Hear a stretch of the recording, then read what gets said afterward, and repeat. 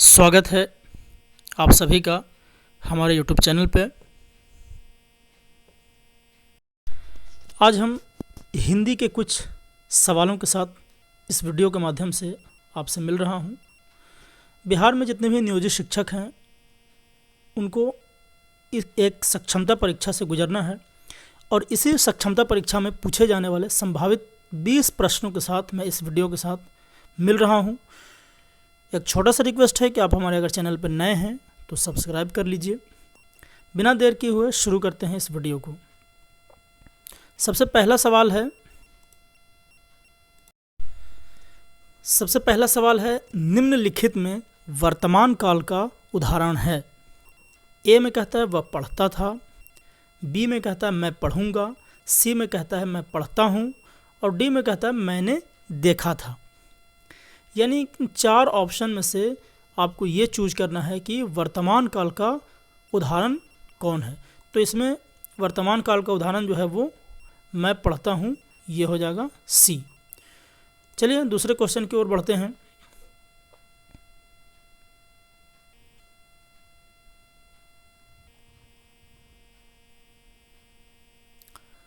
दूसरा क्वेश्चन है निम्नलिखित में बहुवचन कौन है, यानी कि सिंगुलर और प्लूरल, यानी कि प्लूरल कौन है, बहुवचन कौन है। तो इसमें पहला है मैं देखता हूँ, दूसरा है हम लोग देखते हैं, तीसरा है वह हंसता है और चौथा है वह चला गया। मैं यानी अकेले की बात करता है, वह मतलब अकेले की बात करता है और इसमें भी वह अकेले की बात करता है, लेकिन कहता है हम लोग, यानी हम लोग के मतलब एक से अधिक, अतः इसका सही उत्तर होगा बी। उसके बाद चलते हैं अब तीसरे प्रश्न की ओर। तीसरा प्रश्न कहता है कोणार्क का सही संधि विच्छेद है, यानी कोणार्क शब्द का सही संधि विच्छेद क्या होगा। देखिए पहला है कोण प्लस आर्क, कोण प्लस अर्क, कोण प्लस अर्क और चौथा है कोण प्लस अर्क। तो इसमें ध्यान देना है, देखिए ये बी और डी ये दोनों थोड़ा सा लग रहा है कि सेम है। इसमें ट्वर्गी न है यहाँ डी में और इसमें न है, अर्क है सिर्फ। लेकिन यहाँ आप देखेंगे तो कोणार्क ट्वर्गी न के साथ है, तो यहाँ पे जो इसका उत्तर होगा कोण प्लस अर्क, डी उत्तर हो जाएगा इसका सही। तो चलिए आगे बढ़ते हैं।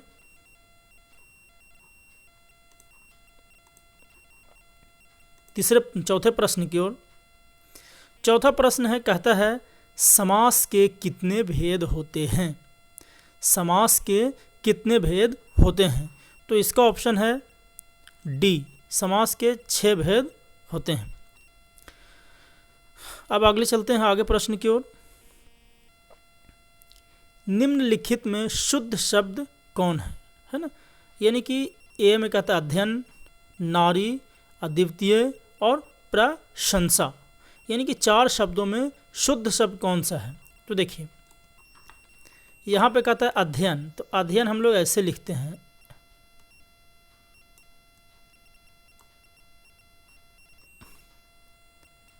अध्यय और फिर यहाँ पे अध्ययन।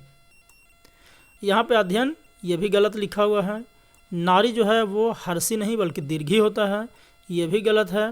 और प्रशंसा में तलावी सा जो है वो यहाँ होता है और दंती सा जो है वो यहाँ होता है, यानी अलग ये भी, यानी कि इसका आंसर जो होगा वो सी होगा, अद्वितीय। उसके बाद हम चलते हैं अगले प्रश्न की ओर।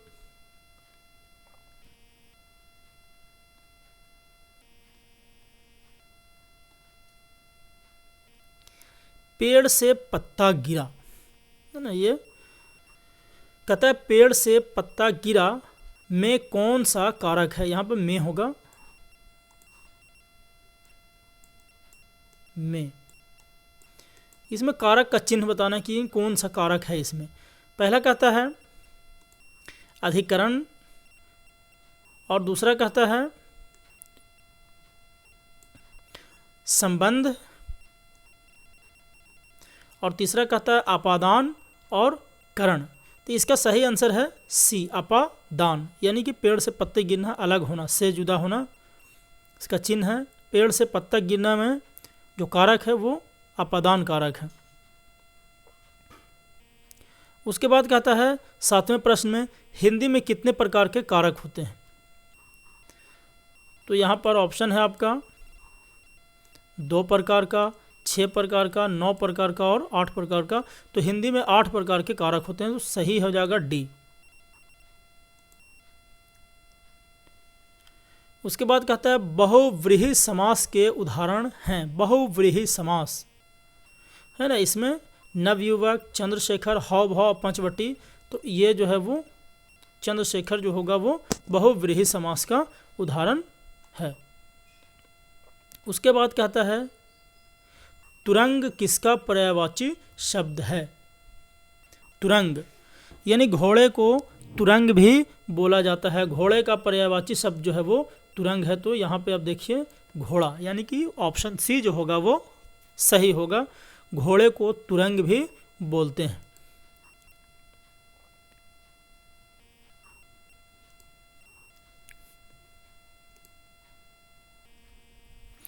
अगले प्रश्न की ओर चलते हैं।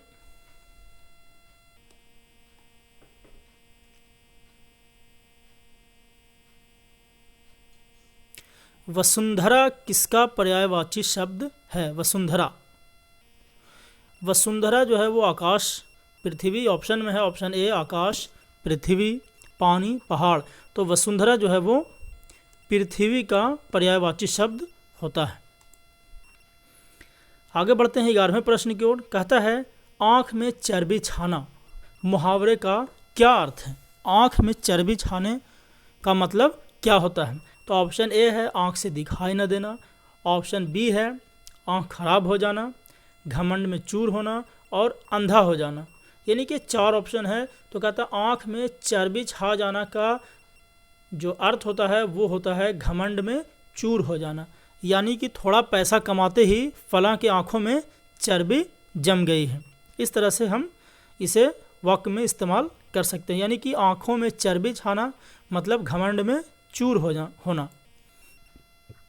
अब 12वें प्रश्न की ओर चलते हैं। ऊँट कैसे बोलता है। देखिए ऊँट कैसे बोलता है, तो यहाँ पे ध्यान देने वाली बात है। ऊँट कैसे बोलता है, देखिए भौंकना, तो देखिए कुत्ता भौंकता है, शेर जो है वो गरजता है, हाथी जो है वो चिघाड़ता है, तो बच गया ये बलबलाता है। तो ऊँट जो है वो बोलता है वो बलबलाता है। ऊँट के बोलने को बलबलाना कहते हैं। तो ऑप्शन बी जो है वो सही होगा। 13वें प्रश्न की ओर चलते हैं। कहता है संधि कितने प्रकार के होते हैं, है ना। तो संधि जो है वो मूलतः 3 प्रकार के होते हैं, यानी कि ऑप्शन ए जो है वो आपका सही होगा। संधि 3 प्रकार के होते हैं। अब 14वें प्रश्न की ओर चलते हैं। कहता है जमाव में कौन सा प्रत्यय लगा हुआ है। जमाव में त्वा, औ, ना, औड़ा कौन सा है। तो जमाव यानी कि प्रत्यय जो है किसी शब्द के बाद में लगता हो उसे हम क्या कहते हैं, प्रत्यय कहते हैं। तो ये देखिए औ प्रत्यय जो है इसमें जम और औ, जमाव में औ प्रत्यय लगा हुआ है, यानी कि ऑप्शन बी इसका होगा सही।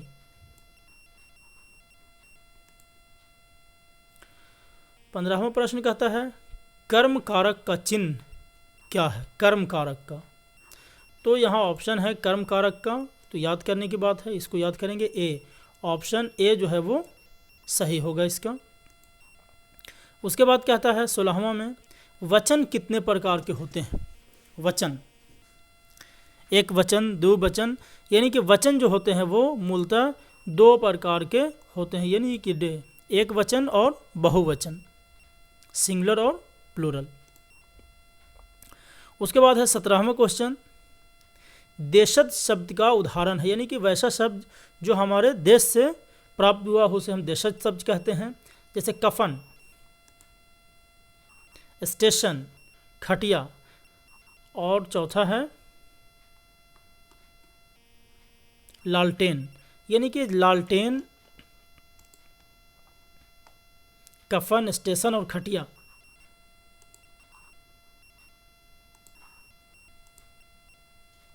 कफन जो है वो देशज शब्द नहीं है, स्टेशन भी जो है वो देशज शब्द नहीं है, देश का शब्द नहीं है।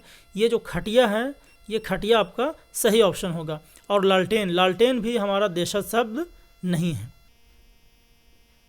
उसके बाद कहता है प्राचीन का विपरीतार्थक शब्द क्या है। प्राचीन, ऑप्शन ए है बहिरंग, बी है अर्वाचीन, सी है सियाचीन और आसक्त। यानी कि 4 ऑप्शन है। तो प्राचीन का विपरीतार्थक शब्द होता है अर्वाचीन, यानी कि बी ऑप्शन जो है वो आपका सही होगा। प्राचीन का विपरीतार्थक यानी उल्टा शब्द जो है वो अर्वाचीन होता है। 19वें नंबर प्रश्न में कहता है निम्नलिखित में से संज्ञा कौन है। संज्ञा यानी कि नॉन किसे कहते हैं। यानी सीधा सीधी इसको हम ऐसे बोलेंगे कि जो कुछ भी हम अपने आँखों से देखते हैं उसे हम नॉन कहते हैं।